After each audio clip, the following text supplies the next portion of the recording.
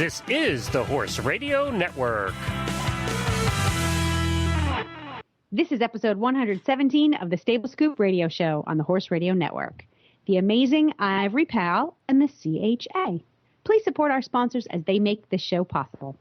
Our title sponsor is Omega Alpha. You can find them at omegaalpha.ca. This episode is also sponsored by Equestrian Collections. You can visit them for all of your holiday shopping needs at equestriancollections.com. Plus, Uncle Jimmy's. You can find him at uncle-jimmys.com.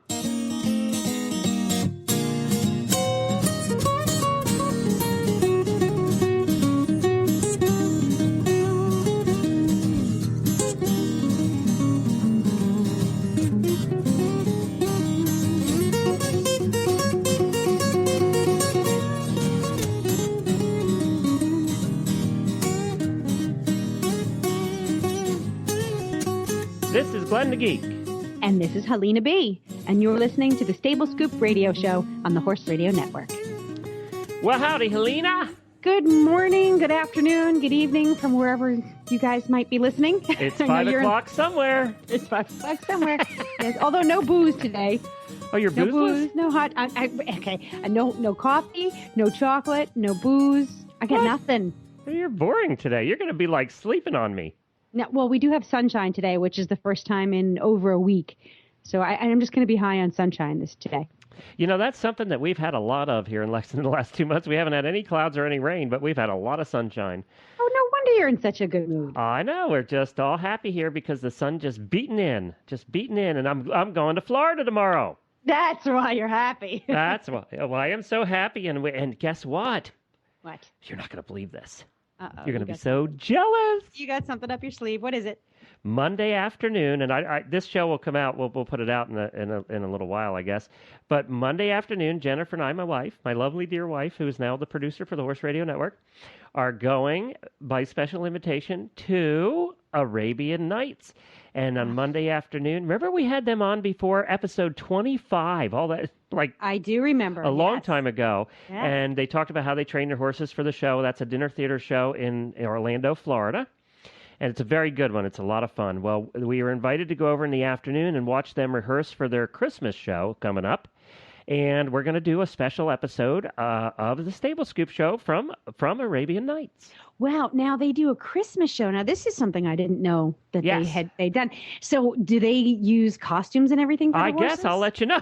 Oh, that's going to be amazing. That's one thing I have to say about the Arabian horse world is the costumes that they do, that they come up with are just stunning. Yes, they do know how to dress. They do know how to dress. They're the well-dressed of the horse world.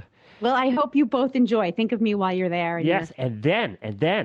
Yes. So we're going down tomorrow after Horses in the Morning, which we also have to say, by the time this show goes out, though, tomorrow, you'll have already done it. You're going to be our special guest host tomorrow for the first time on Horses in the Morning.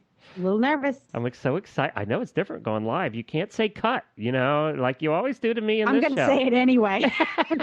You know what I mean? It's like it's just going to happen. I'm not going to have any control. So, so we're going to leave for Florida tomorrow. We're driving down, and we're going to have my family reunion. We get together once a year in a different part of the country.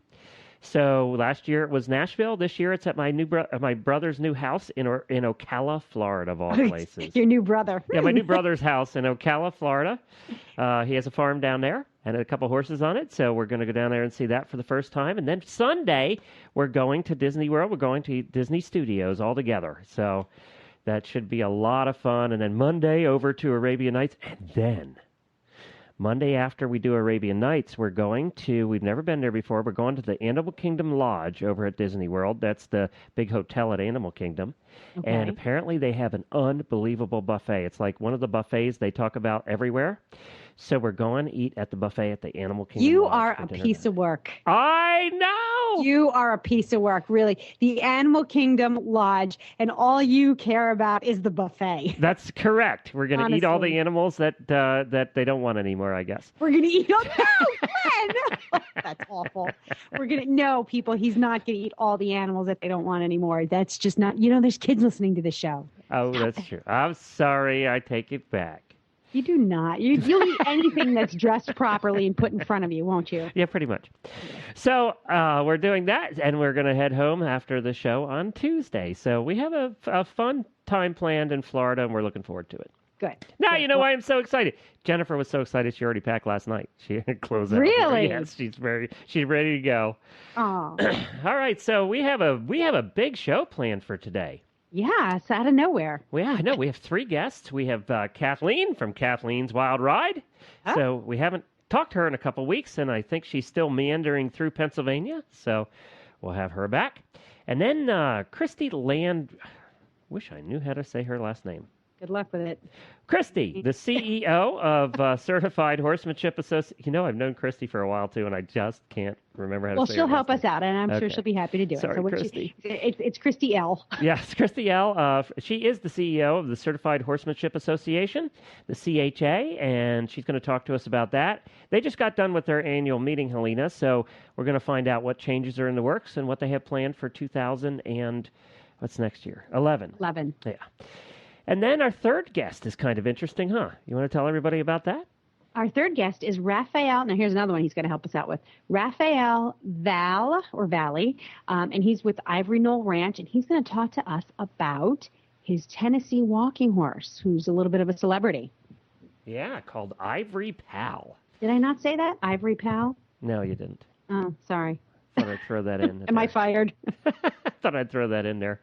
Yeah, no, Ivory Pal. I don't know a whole lot about Tennessee walking horses, and Ivory Pal happens to be an extremely handsome. Yeah, he's a good looking stud, isn't he? He's cute. Yeah. He's beefy looking. I want to hear about him. Palomino, which is apparently not you don't have a whole lot of those in the Tennessee walkers. So, all right, that's about what I know about Tennessee walkers. So today we'll find out more. We're going to be back with our first guest, Kathleen, with an update on her wild ride right after this word from Omega Alpha. Well, Helena, Omega Alpha Pharmaceuticals creates only natural health products. Their scientists, guided by Dr. Gordon Chang, formulate a wide variety of mainly herbal health products to address many equine health problems. And I have on the line here Kyle Carter, who is an international eventer and well-known throughout the eventing world, who uses Omega Alpha products. Kyle, I understand that you started using Omega Alpha about a year ago. Yeah, I've been using it for about a year and have noticed a remarkable difference in the horses that have been on it, and then if they've come off of it, the horse's health always has been better on it. It's one of the few supplement companies that I wholeheartedly believe in. Well, thank you, Kyle. You know, Omega Alpha brings consumers the perfect marriage of nature and science. Look for all of their products at retailers nationwide or visit their website at omegaalpha.ca. That's omegaalpha.ca. Forgot to turn that off. Boy, Grand Hurricane. Wow! Jeez, that's quite a reception. Good morning. Hi, Helena. How you doing? I'm doing just fine. What were you drinking for lunch? I have no idea. Oh, Kathleen, welcome back to the world. You're out of the woods, aren't you? Well, yeah. All right, tell us where you sound like you're on like the Jersey Turnpike. Where are you right now? Are you still in Pennsylvania?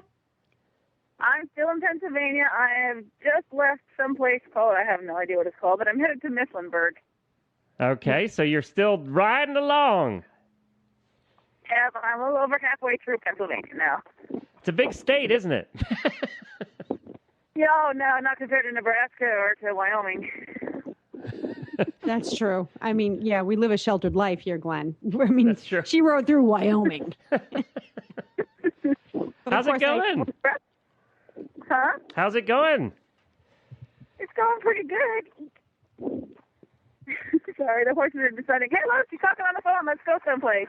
Oh, yeah, that's like kids. You know when you're on the phone, you're not paying attention. Okay, so let's see. We've had here, so you're in the middle of Pennsylvania, about halfway through Pennsylvania. How are the horses doing? They're doing actually pretty good. They both put on weight, and they're almost completely back to normal. So woohoo, go us.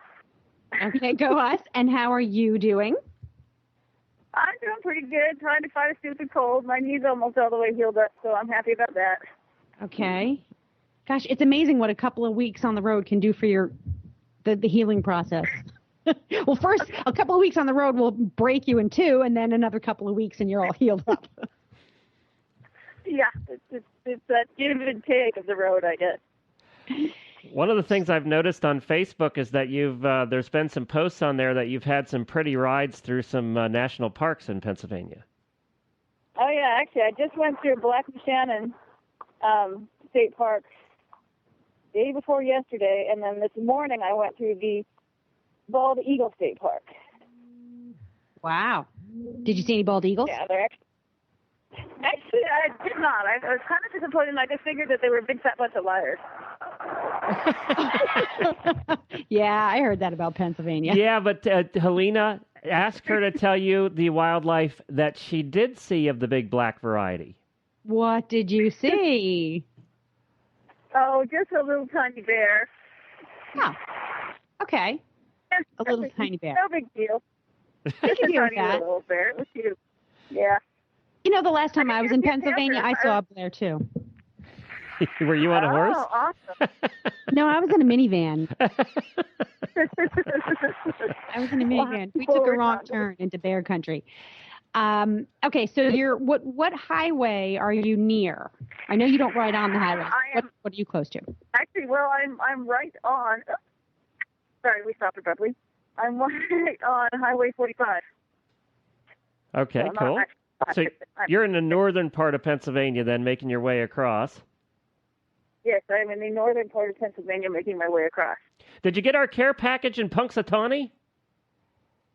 I got your care package in Punxsutawney. Yay! Does it work? Hey, it works, yes. It actually made a huge difference. Well, that's terrific. So the saddle sores are healing up on you and the horse? Well, I haven't used it on myself, but yeah, no, Mystic Sore is just about fully back to having hair growing again. It's almost all pink skin, and with a teeny tiny little scab in one spot, and hair growing back everywhere. So we're all happy about that. What was the name of that stuff we sent you again? We got to plug for them. It was Well Horse. Well Horse, and that's some good stuff. Horse Journal recommends it. Yeah, it's good stuff. I actually have a little bit of it myself. I think Kathleen will recommend it now too. Oh, I'll recommend it. Well, if we're plugging things, I got to plug Carrots. Because Carrots are the people who've been providing me with a lot of my clothes on this trip, and without them, I'd be riding around naked. Oh, I'd probably get arrested a lot more. That's for a whole nother trip and a whole nother show, though. And That's right. And Carrots is a good group. We don't mind if you plug Carrots. No, they're awesome. Did they send you their winter breeches, or haven't you needed them? No, actually, I haven't really needed them. The only part of me that gets really cold when I'm riding is my feet. Oh. I guess that makes sense. And you've had to take some time off because you've had quite a bit of rain there in Pennsylvania. Oh, yeah. Actually, I was in Punxsutawney for about 4 days with a very nice couple, Mary Lou and Tom Brown. And Tom Brown must always be referred to by his first and last name, apparently. There are people like that, yes. There's horses like that. And I know a horse named Willie Wilson. You always got to call him Willie Wilson. So, okay, so Tom Brown. Now, Tom Brown spent the entire time trying to steal the horses away from me, get them to like him better. And did you notice that there was a post on the Facebook page from Mary Lou telling me that she missed me and that Tom missed the girls? I noticed that, and I also noticed a post on there about a camel. Tell us about the camel. That would be the gentleman I stayed with the night before last, Scott, who put me up at his very nice barn. And he has a baby camel. It's a year old. Oh, a baby. It's actually very sweet. It's not very tiny anymore. It's actually pretty good size. It's about the size of a horse. Is he fresh like a young horse? Do camels get fresh? Yeah, actually, it was bucking in the aisle because he let it out of the stall, and it started hopping around and bouncing around in the aisle, which is pretty entertaining to watch. I thought you were going to trade in Mystic for the camel there for a while. Oh, I'll keep Mystic. I might trade in Delightful. Oh, don't tell her. Shh, don't say that too loud. She will leave your rear end. Oh, honey, would you be offended? She's like, nope. Okay, trade me for the camel. I'm good with it. Yeah, stop me on this trip. I'm going to Tom Brown's. All right. Now you have Go back to Tom Brown. what's the plan for the rest of the trip? When do you expect to reach your destination, and what is your final destination? Have you nailed that down yet? Well, I should be reaching my final destination in about 8 days. Oh, okay. Really? And what is that Yeah. destination? Well, right now, the destination that we're leaning very heavily towards is New York City. New York, as in Manhattan? Yeah, it's in Times Square. Yeah. Okay. No. Wait a minute. Let's rewind. Or Battery Park. Battery Park. Okay. Can I make a That's suggestion? where, yeah. Okay. Because she grew up there. Having found myself on foot at all hours of the day and night in the New York metropolitan area, don't tell my mother and father this. Have you considered maybe Liberty Park? Not Liberty Park. What's on the other side of the Liberty Park on the New Jersey side? You can ride right now into it. Go ahead. I'm sorry, the horses are trying to run me into a telephone pole. The only reason why I couldn't consider New York is it would be just really funny to ride to downtown New York. Yeah, no, really dangerous. The problem with that is you're going to have to ride through some major highways and major cities through New Jersey before you ever get to New York. You're going to be days in that trip. No, you know what? It's not even New Jersey that you would have to either cross the George Washington Bridge. You certainly can't go through the tunnel, through either the Lincoln or the Holland tunnels. So you probably have to go across the George Washington Bridge. And that's a mess, even on a good day. And I'll tell you right now, they will not stop. Yeah, they're going to run your ass over. The only thing is that Wally, who got me a police escort through Peoria, Illinois, knows people on the New York Police Department. And so he was going to make some calls to see about getting me a police escort into town over the bridge. Well, now that's a different story. Now the other thing too is then you gotta think about how many miles that is, and would you need to camp out a night or two, and where would you put the horses? Well, that's the thing is I think if I stopped right at the edge and found a place at the edge, I could go all the way in, and it wouldn't be that big of a deal. It always takes longer because going through town takes longer. Well, maybe but then I think it's not much more than 12 miles from the George Washington Bridge area to where I want to be. Maybe it just seems longer because when you're driving it takes about a week to get through the traffic. So my question is, then you need to get the New York Police Department to bring their trailer to take you back out, so you don't have to ride back out. Well, I'd like to, wherever I end up, I would like to arrange for whatever hauling to pick the horses up from the end point, so that they don't have to hang out. They can just be loaded up in a trailer and go. Yeah, there you go. So or maybe even Central Park.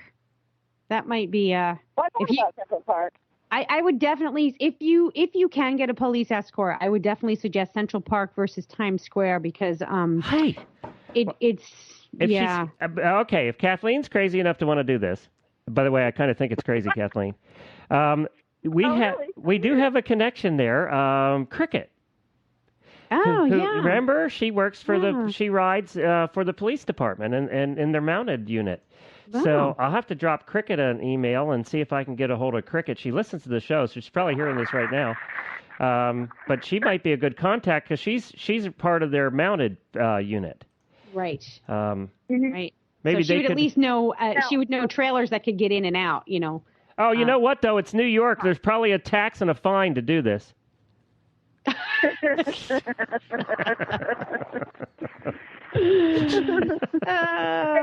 to say, you might think this is crazy, but are you considering the source of crazy things you could be doing on a trip?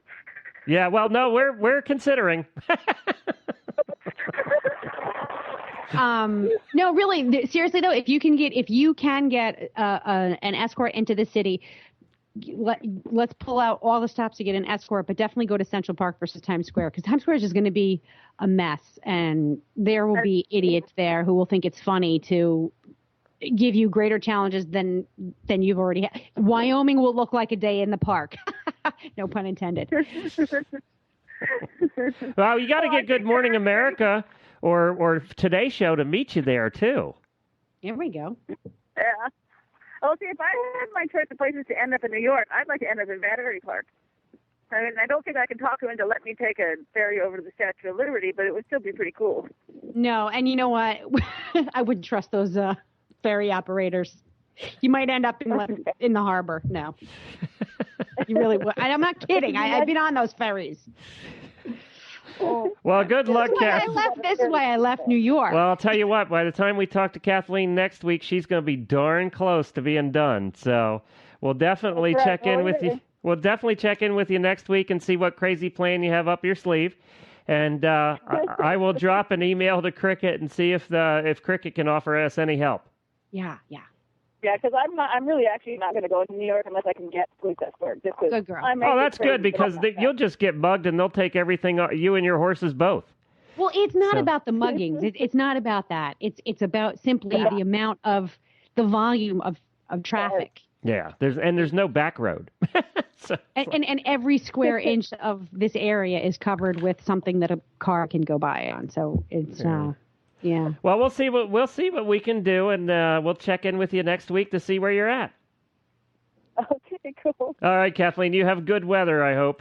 Good luck. Stay sane. All right. Stay safe. I'll try. Bye. All right. Bye, hon. Bye. Well, I wish her all the best. I'm a little nervous for her, but Me too. she's just ridden across the country, so I'm going to have to say that the girl's got enough presence of mind to make it into Manhattan. Good luck to her. All right. I could see the old New Yorker coming out and you going, "Are you crazy?" You know what, though? I mean, everybody says, "Oh, New York is crazy. New York is crazy." New York isn't as crazy as the rest of the world thinks it is. However, when you have just ridden across the United States on two mares, you really need to have every single duck in a row before you cross that bridge. Yes.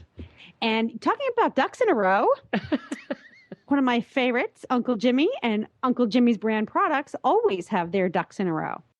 Regular listeners to the Stable Scoop Show know that Helena and I just love Uncle Jimmy's and his fantastic line of products. His products have the highest quality ingredients, and that is why they have taken off like they have. Of course, it all started with Uncle Jimmy's hanging balls for use in the stalls, and then came squeezy buns. We know you need to reward your horse outside of the stall as well. That is why Uncle Jimmy developed Uncle Jimmy's squeezy buns. Squeezy buns are all natural and loaded with nutritional ingredients for your horse. Unlike similar products on the market, they are individually wrapped to preserve freshness and eliminate mess. With competitive pricing and Uncle Jimmy's quality guarantee, the Squeezy Buns promise to be a hit among horses and horse lovers alike. Learn more about all of Uncle Jimmy's products or to find a dealer, visit uncle-jimmys.com. That's uncle-jimmys.com. Well, thanks to Uncle Jimmy's for continuing to support the Stable Scoop radio show. I spoke to Uncle Jimmy last week, Helena, and it was the usual Uncle Jimmy speaking to experience. It was a trip. Sad thing is I know exactly what you mean. Yes, I think anybody that's heard Uncle Jimmy on the air knows what we mean, and we love Uncle Jimmy. So now we're here with our second guest today. She is the CEO of the Certified Horsemanship Association, the CHA. And I've known her for quite a while, and we asked her off the air how to say her name, and her name is Christy Landwehr, and I didn't even attempt it earlier. So, Christy, welcome to the Stable Scoop Show. Great. Thanks so much, Glenn. I really appreciate it. I can't believe we haven't had you on before, but I don't think we have we? I don't think so. I don't think so either. Yeah. So, hey, first time for everything. That's right, and, we like the CHA. So tell us, what is the CHA? Give us the Reader's Digest. Absolutely. Reader's Digest version. Certified Horsemanship Association, our mission is to provide education and safety for the horse industry. And we do that by certifying riding instructors through 5-day clinics that we hold around the country and also up in Canada. And we also provide educational materials such as manuals and DVDs. And we also hold regional and international conferences around the continent. Now, I've always, for whatever reason, I've always associated the CHA with Western disciplines. Do you just focus on Western, or does it span all disciplines? No, definitely spans all disciplines. But why you might have that is that when we originally were founded back in 1967, we were called Camp Horsemanship Association, and our founder was trying to find basically qualified staff to run his Girl Scout program during the summer. So he created our first composite manual of horsemanship, level 1 through 4, to kind of give people a kind of a self-guided tour of horsemanship, not only mounted but also dismounted work and ground work and care and feeding and what have you. And from that, we grew, and in about the mid-1980s, we realized that most of our people that we were serving were no longer camps. We actually had a lot of private instructors and traveling instructors, so we changed our name to Certified Horsemanship, and we're about a 50-50 split right now between English and Western. That's a nice balance. Good. Okay, so so now we can find. Well, all right. Your focus is on safety and instruction. So you're a national organization. Does that mean that you have a presence, or you have your clinics in all states? What states? How do we find these clinics? How do people get involved? Yeah, absolutely. We actually right now we have clinics throughout most of the U.S., including Alaska and Hawaii, if you want to take a vacation, and also in almost every province up in Canada too. And if you go to our website, www.CHA-AHSE, which stands for our old name a long time ago, which was Association of Horsemanship Safety and Education. We tagged on the back and realized, boy, that was quite a mouthful, so then we went down to just CHA. You go by clinics, by location, and you can find a clinic near you, or you can choose to go to some remote location and have it as a mini vacation. So you're not having any clinics in Times Square? No, probably not. Probably not. Have to have some horses, tack, and some dirt to ride around in. Now the what's your membership like right now? Is it growing? Is it still growing? Yeah, we have kind of a membership that stays pretty consistent. We normally have just shy of 4,000 active instructors, and what I mean by that is that they're actually out in the trenches teaching. Of those 4,000, normally right around 1,000 of them are what we call seasonal equestrian staff. So they come in and they do a clinic because their boss basically wants them to at the Girl Scout camp or the YMCA camp or what have you. And then after that year, they maybe won't be a riding instructor for their career. They perhaps just did it during college. So they kind of drop out. But then the next year, we normally certify 1,000 new instructors a year. So we kind of keep on keeping on. But about 3,000 of our core is there all the time. They're instructors that they do it full-time as their profession, or let's say they have a day job and then in the afternoon and on weekends they're teaching outside of their own barn, or they're traveling around their neighborhood and teaching. So most of our instructors teach beginners and intermediates how to ride. I would say about 10% of our population teaches the very advanced riders and are doing horse shows and traveling, doing those types of things. But most of our instructors teach beginner safety and horsemanship education. And when that individual gets to the point where they can, let's say, walk, trot, and canter very safely, they can jump a small jump, they can perhaps do a rollback on the rail or a flying lead change, then they go ahead and most of the time send them off to, let's say, United States Dressage Federation certified dressage instructor, if that client's interested in dressage, or an AQHA professional horseman, if they have a quarter horse and want to do the breed show route, etc. Well, and I didn't know when I looked at your website, what I didn't realize is, I've heard of CHA certified instructors, but I didn't realize that you had so many certification programs.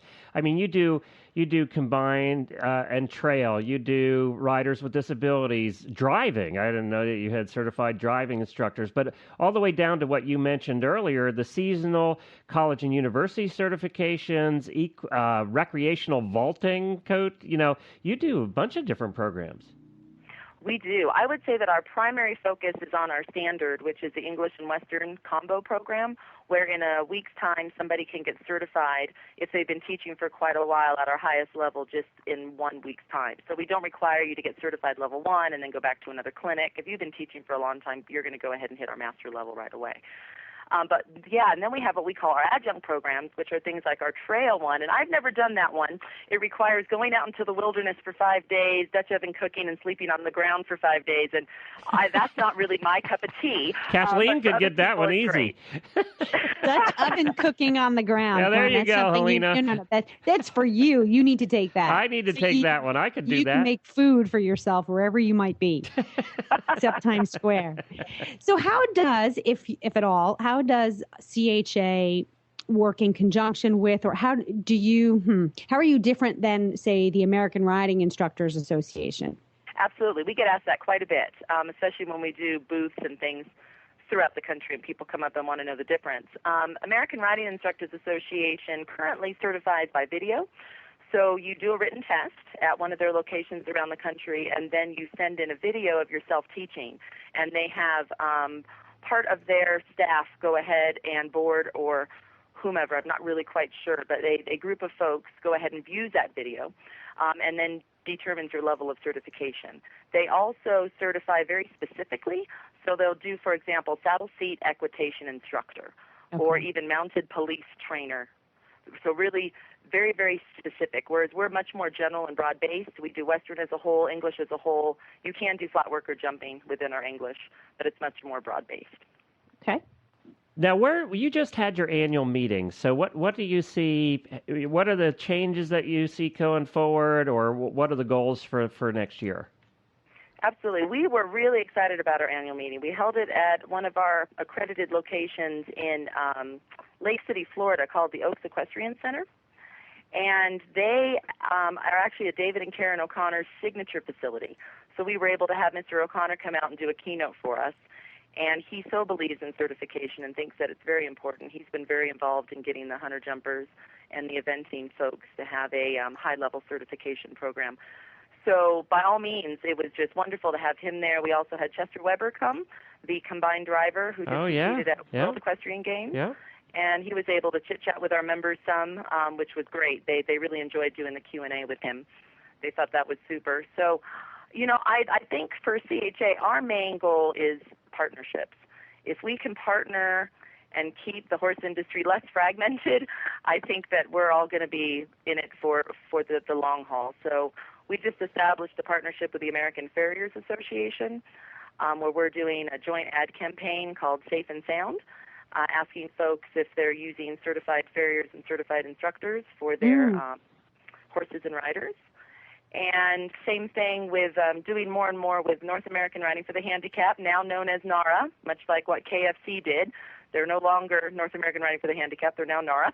And they, we're trying to do some work with them as well, kind of on the marketing aspects and getting our conferences maybe to back up next to each other, things like that, so folks only have to do one plane ride instead of two if they're members of both of ours. Okay. So really trying to do more and more partnerships. We're an education alliance partner with American Quarter Horse Association, and we help them with their test rides. Tara Gamble, our president, and myself were at World Equestrian Games, and we were helping in the John Deere Arena doing all the test rides for folks that wanted to ride quarter horses that week.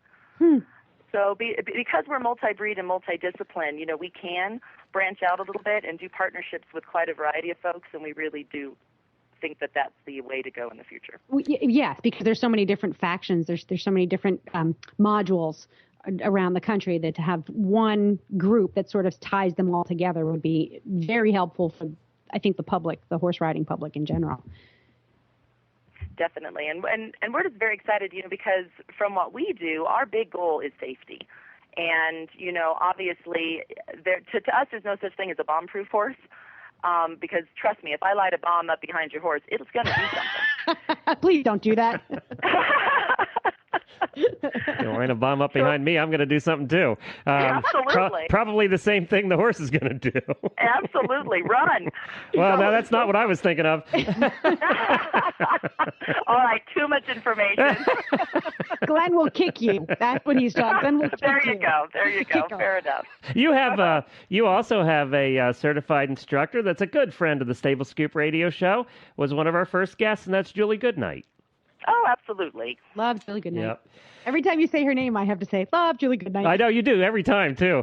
Well, Christy, this has been great. They can find out more about you. They can just Google Certified Horsemanship Association or CHA, and we'll also put links in our show notes at stablescoop.com to your page. But you also have Facebook and Twitter, I think, too, right? We do. We have our online database is chainstructors.com, where somebody can put in their city and their state, and they can find either a riding stable or a certified instructor near them. Okay, cool. Well, Christy, we thank you so much for being with us today. Well, I so appreciate the opportunity. Thank you. And just let me know in the future how I can help with anything you have going on. Well, it's always good to hear from somebody who knows what she's talking about. Christy seems to know what she's talking about. And I'm personally glad to hear that she's heading up the Certified Horsemanship Association. They're doing some good things for a lot of people. Their programs are very broad, so there's something for everybody.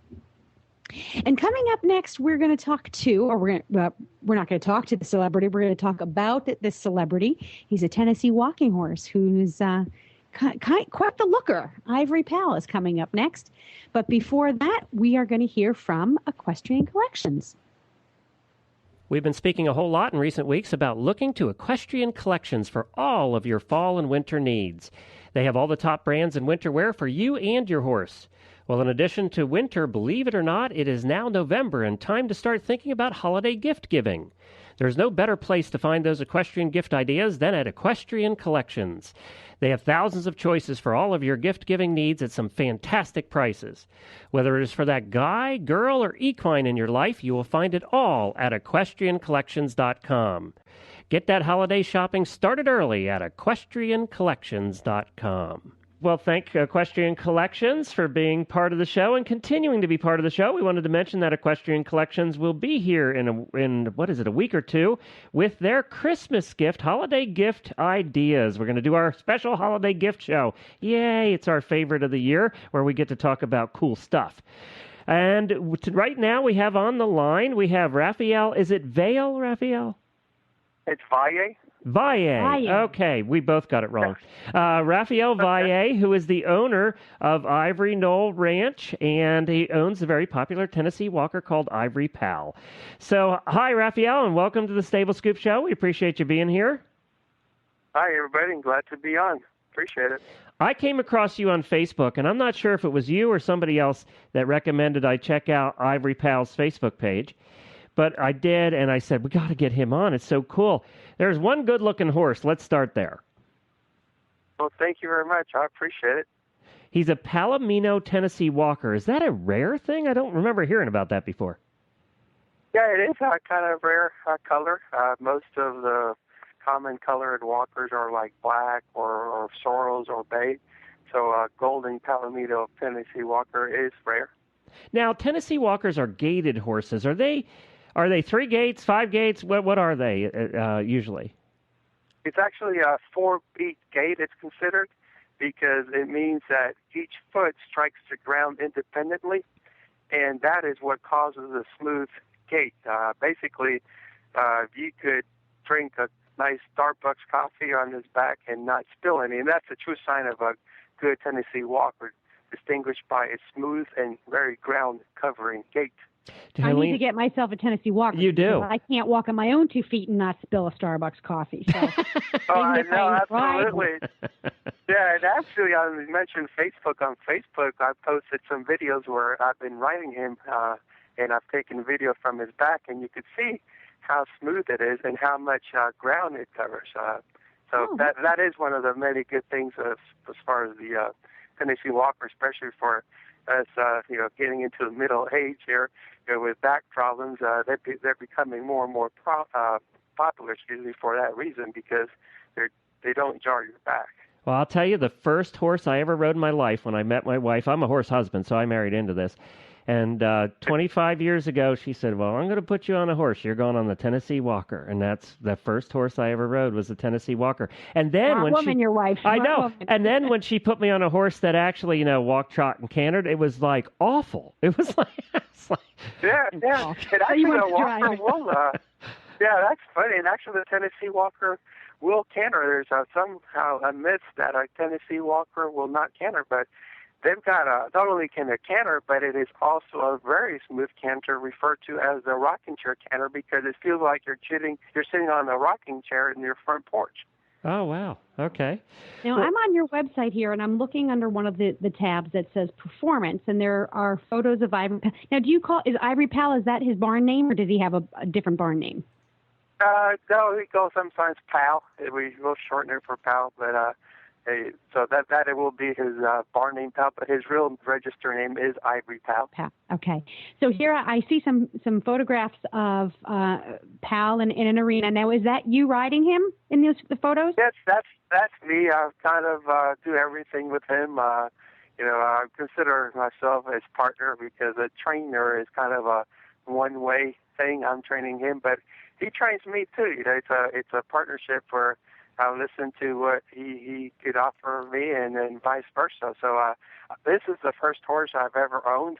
So it shows you how forgiving and how good of a trainer he is too. That he's walked me through a lot of trial and errors, and I've learned with him. And the key is if we put our horses first ahead of our egos or our personal gains, such as trying to get blue ribbons and so forth.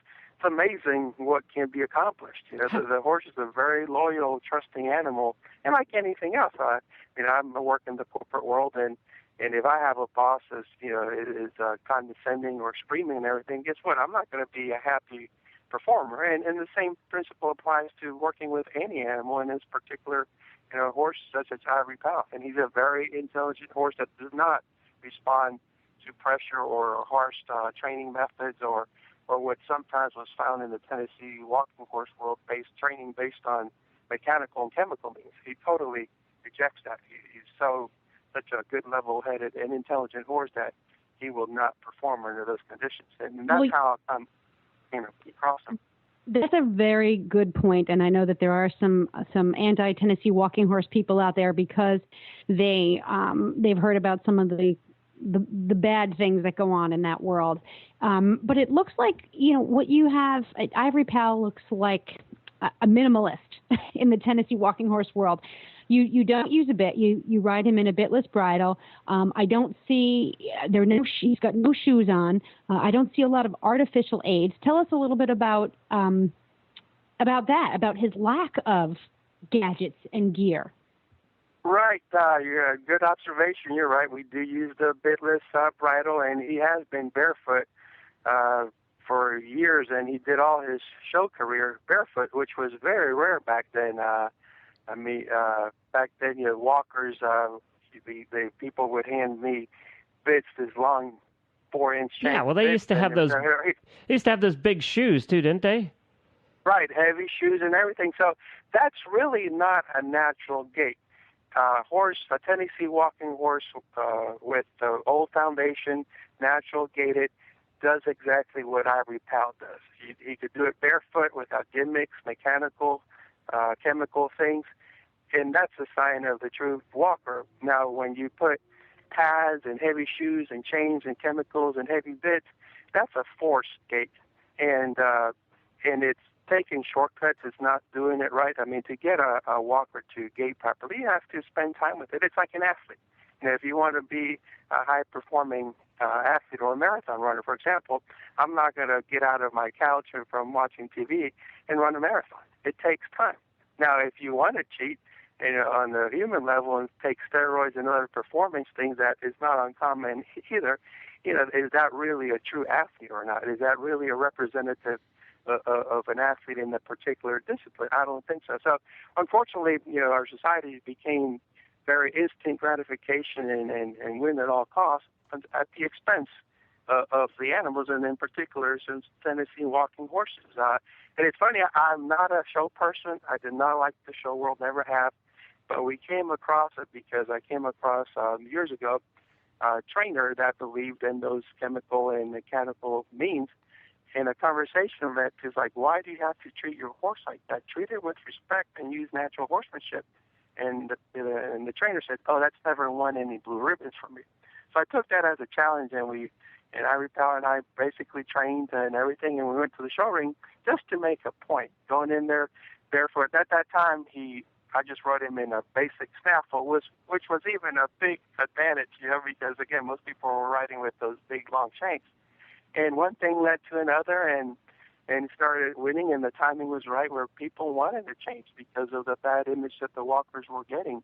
And people started embracing them at shows, started a little fan group, and things just happened. I guess it's being at the right place at the right time, and I was just, happened to be part of it. I had never, ever imagined that we would have a 2-year show career where he pretty much won everything, showing in every discipline from the rail classes to bell races to jumping to dressage to musical performances to pole bending, you name it, he did it, and now he even drives, also barefoot I and saw and that. without blinders. I saw the video. I saw a video of him and on your website, and he was driving, and I went, yes, because I'm a driver.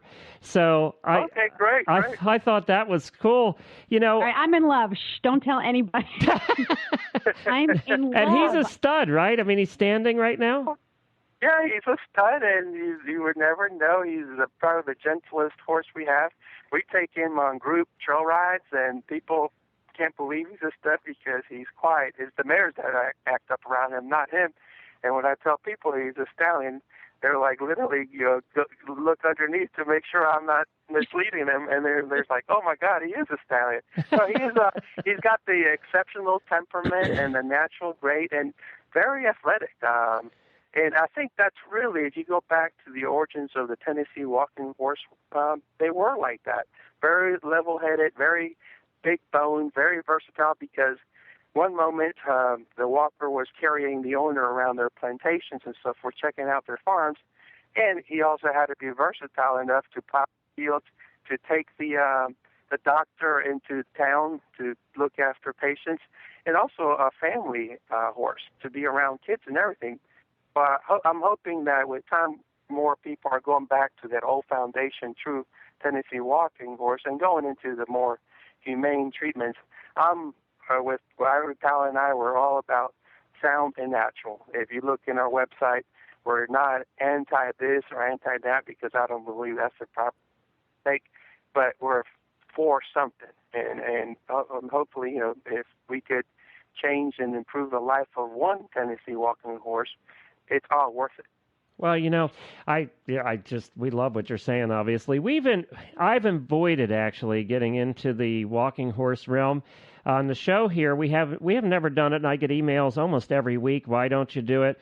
And I really wanted to find the right representative of the way we believe also to have on the show first, and I'm so glad you're the one. Damn, we found him. I agree. Well, thank you very much. I really appreciate that. And we're always overwhelmed and flattered by the support we get from Well, that was my question for you. I think a lot of people don't want to see that. Well, that's my question, is how accepted are you in your own community? You're probably accepted outside your community because, one, Ivory Powell's just a very good-looking, horse. And by the way, I didn't know that that Tennessee Walkers came as stocky and as bulky as he is, which I like. So are you accepted in that community now? In the walking horse community? Yes. You know what? To be honest with you, I don't look for acceptance. We do what we do, and if people like it, fine. And if not, then that's their choice. But I do think people are noticing because there are more walking horse performing barefoot and going to snaffles. And if you look at magazines and walkers, now they're incorporating trick training, dressage, and everything, something that was not seen before Ivory Powell came into the scene. So I don't know if it's a coincidence or not, but I think things are changing, and really, that acceptance is really not a concern or an issue with us. We're just there to do our own thing, and if people like it, fine, and if not, that's fine too. And like I said, our main concern is not to be accepted by people or not, is to try to make the world a better place for walkers, Tennessee walkers, and horses in general, because I think, Ivory Powell's, whether you ride him barefoot or bitless, it's something that other breeds could also pick up on. And, there's a great book out there, and you may have come across it, which pretty much I wish I had before I bought Ivory Pal, because it eliminates a lot of these myths out there that are prevalent through the horse world and trainers and so forth. And it's called The Soul of the Horse by Joe Camp. I don't know if you heard about it. Yes. But that's a great book. He basically summarizes it so beautiful and eloquently what so many of us have experienced when we know what somebody's telling us, a horse trainer, quote unquote, telling us doesn't feel right. And what I found out, if it doesn't feel right, it's probably not right. And every horse is different. There's no an assembly line training method for every horse. I have 3 horses, and every single one is differently, and I ride every single one differently. I don't expect them to adapt to me, but I adapt to them. And it's basically basic leadership. It's just in the same as in the corporate world. I supervise people, and everybody is differently, and I have to figure out which ones are the buttons that I have to press to get everybody to work based on their ability, their own individual talents, their own preference, their own shortcomings, and so forth. And it's no different in training a horse. Well, I'll tell you what, we're going to have you back when we have more time, because I think we can do, I don't know about you, Helena, but I think we could do a whole show with him talking about, getting in a little bit deeper about training and about the natural methods that you're talking about. But I want to give you the chance today to talk a little bit about the fact that you're doing shows now. You're actually taking the Ivory Pal on the road, and you're out doing performances and shows, all different kinds of stuff. Right. We showed, as far as his traditional showing, meaning rail classes where we were actually judged, we did that in 2004 and 2005. Like I mentioned, we were so flattered that people would follow Ivory Pal and develop a good fan base just on the shows, that it was it wasn't right just to pull them out completely and not do anything. So we just focused on doing what we really like, is performing to musical songs choreographed with his different moves, which people say, well, Walker can't do the Spanish walk. Well, you could see in his videos and pictures, he does it. He does all the dressage moves. And so you're correct, we've taken performances on the road, choreographed to music, and they're usually for charity, to raise funds or pay tribute to individuals. You probably see it on our website and Facebook page that I'm a huge Elvis fan. And the connection is because Elvis actually loved Golden Palomino walking horses. That's right. That's right. Yep. So we've done a couple of tributes to that, and it's trying to accomplish 2 things: entertain people and also educate. By having Pal perform barefoot and billless, and incorporate all the versatility into that performances that quote unquote Tennessee walkers aren't supposed to do. Some people email us and say, oh my God, he looks like a Lipizzan, or oh, he looks like Andalusian. Well, every horse has several common traits, and that's what we want to bring out, is the versatility and the natural and soundness of a Tennessee walking horse, and show what it can be accomplished.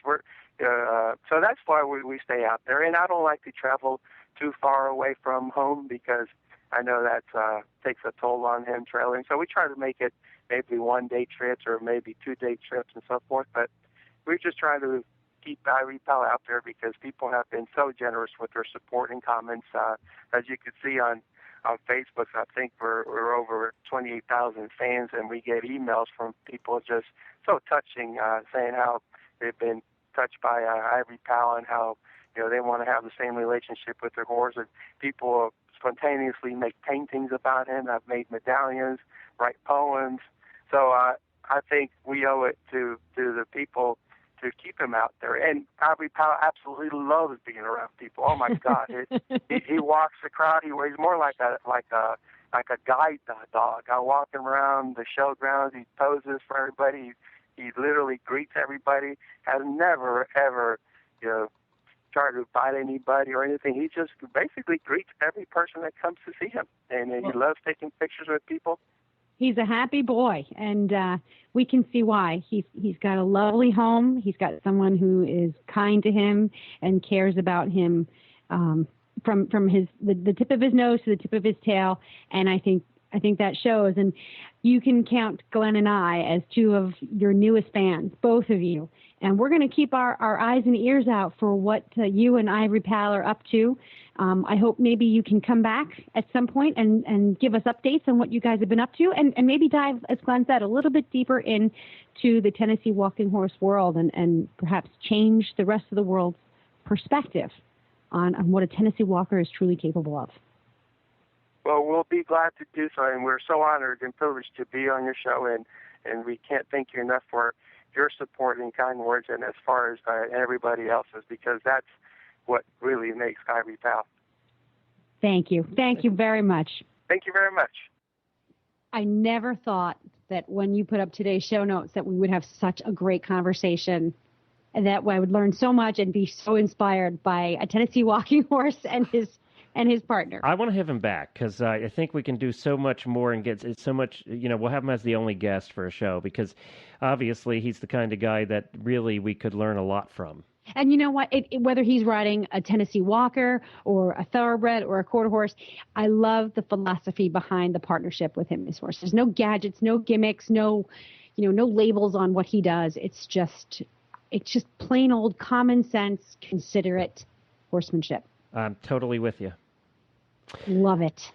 Be sure to log on next Friday for another episode of Stable Scoop. We'll be back again next week. We have a couple of cool things coming up. As I mentioned earlier, Equestrian Collections.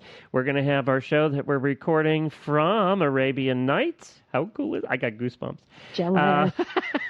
For details about today's show, go to stablescoop.com where you can find links, photos, and more information about our guests. Wait a minute, it's over? That's it. We're wrapping up. It's done. Yeah, but many thanks to our sponsors, Equestrian Collections, Uncle Jimmy's, and, of course, our title sponsor, Omega Alpha. For details. Yeah. Wait, did you say that? I did. For details about today's show? We're all done with that stuff. But it's it's in pink for me. I know, but you weren't talking, so I just kept going. I was still thinking about You're still in love with the Palomino. All right. Well, I think that's about it. We need to wrap it up. We're out of time. That's about all there is. Well, that was plenty, but there will be more next week. Hey, that was the close. Yeah, pretty good. That's the one we did a couple weeks ago. Yeah. I went back and actually listened to the shows. Now, if you did the same, you know what the closing was. Who has time for that? Have a great ride, everybody. Bye-bye.